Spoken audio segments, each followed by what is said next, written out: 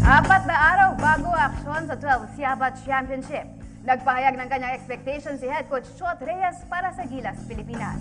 Alamin natin ang report mula kay Arian Malyare. Walang dahilan para mag-relax ang Gilas, Pilipinas. Ito ang paglalahad ni Head Coach Chot Reyes kahit pa sila ang 7-time champion ng Southeast Asia Basketball Association Championship na gaganapin dito sa bansa simula ngayong Biyernes. There's always a fear. This is competition. Anything can happen, di ba? That's why nga tinawag na competition yan. There's no such thing as a sure thing.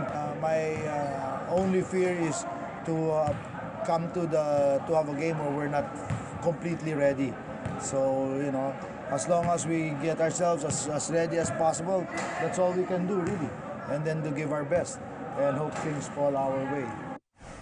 Mayroon na lamang 3 araw para makapag-training ang 12-man team kasama si Naturalized Center Andre Blatch na kahapon lamang dumating sa bansa.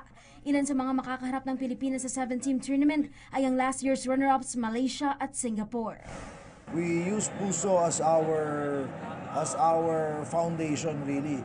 That, you know, when you come here, you're ready to work as hard as you can and play with all your heart.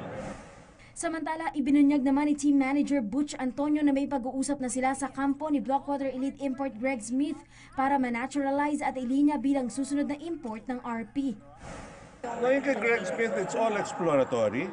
It's also good to have options available. It's not naman automatic.